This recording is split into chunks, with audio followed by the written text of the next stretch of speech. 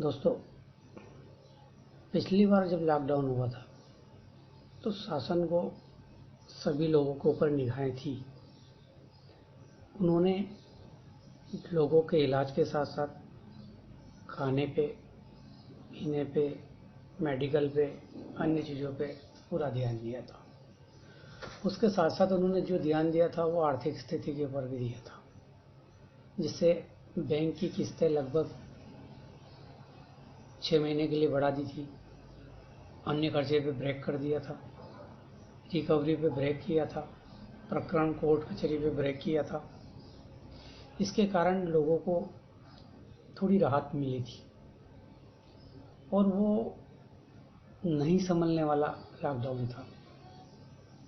इस बार ऐसा कुछ नहीं हुआ। इस बार न तो पूरी तरीके से लॉकडाउन हुआ, न किसी प्रकार की कोई घोषणा हुई, न कोई सपोर्ट हुआ। फरवरी 2020 से लेकर अभी तक कोई भी व्यक्ति संभल नहीं पाया है। बैंकों के जब फ़ोन आते हैं और हम लोग कहते हैं कि भाई लॉकडाउन है, हम लोग नहीं किस्त जमा कर सकते या हम कुछ नहीं कर सकते, तो बैंक का सीधा कॉल होता है, भाई लॉकडाउन तो अभी हुआ है, 8-10 दिन से हुआ है। जबकि लॉकडाउन फरवरी 2020 से है। कुछ बिजनेस ऐसे हैं जो चालू ही नहीं हुए थे, कुछ ऐसे जो चालू होने की कगार पर थे और कुछ चालू हुए थे तो उसकी जो रिफंड यानी इसकी जो मजदूरी मिलने वाली थी उसका टाइम ही नहीं हुआ। अब ऐसी स्थिति में लोगों की परिस्थितियां और खराब हो गई हैं। मुझे कायदे से अगर देखा जाए तो 2014 से ही लॉकडाउन है। सबसे पहला लॉकडाउन आप पकड़ लीजिए नोटबंदी। नोटबंदी ने सिविल, रियल एस्टेट, छोटे मझले उद्योग, जो लोग डेली पर पेमेंट लेकर काम करते थे वो उद्योग, वो सब लॉकडाउन की स्थिति में चले गए थे। उस लॉकडाउन से लोगों की स्थिति सुधर ही नहीं पाई थी और फिर दूसरा लॉकडाउन आ गया था जीएसटी का। जीएसटी लोगों को समझने में बहुत टाइम लगा, लोग काम नहीं कर पाए। एक नंबर में लोग काम करना नहीं चाहते थे क्योंकि लोगों को काम करना आता नहीं था। अधिकतर चीज़ें हम विदेशों से बुलाई जाती थी जो हमारे यहाँ निर्माण होने के बाद हम उसकी उतनी वैल्यू में नहीं बेच सकते थे। साथ ही बहुत सारी ऐसी परिस्थितियां बनती जा गई कि लोग एक तरीके से लॉकडाउन बर्दाश्त कर रहे थे। उसके बाद जैसे तैसे आदमी सोचने समझने की स्थिति में आया और उन्होंने नेट बैंकिंग शुरू करवा दिया। कोई भी ट्रांजेक्शन 49,000 से ऊपर कैश में नहीं होगा। इसको लोगों ने बहुत बुरी हालत में भिजवा दिया। क्यों? क्योंकि बहुत सारे लोगों को तो ट्रांजेक्शन करना नहीं आता है, बैंक में अकाउंट नहीं थे, लोगों के पास पैसे नहीं थे। ये काला बाजार का पैसा ही मार्केट में 40% चल रहा था। उस समस्या से आदमी बहुत जूझा, बहुत परेशान हुआ और जिनके पास था वो तो ऐसे से काम कर रहे थे और जिनके पास नहीं था वो लोगों से लेकर काम कर रहे थे। परिस्थितियां बहुत खराब हो गई। 1950-55 की परिस्थिति में चले गए। फिर लोगों ने संभलने की कोशिश किया, संभल नहीं पाया।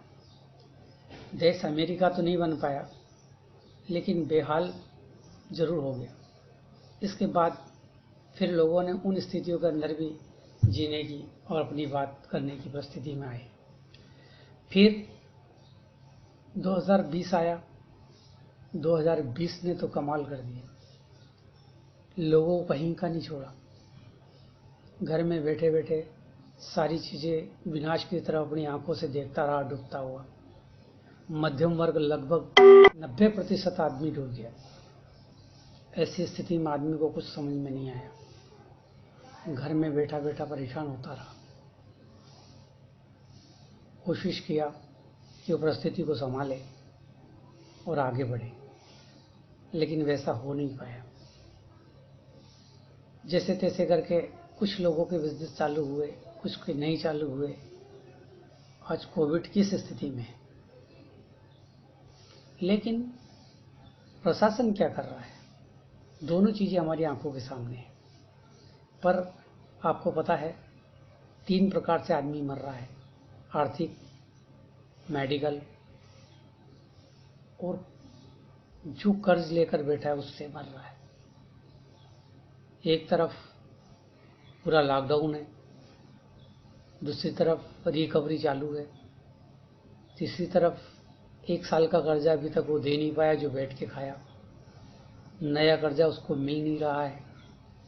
शासन ने कोई भी ऐसी घोषणा नहीं करी जिससे उसको आगे रिलीफ मिल सके, उसको कोई मदद हो सके, कुछ सहायता मिल सके। बैंक अपना काम कर रहा है, नया फाइनेंस बिल्कुल जीरो के बराबर हुआ है। नया भारत बन रहा है, कुछ नया भारत नहीं बन रहा। 70% फाइलें बैंकों में वैसी रखी हुई हैं।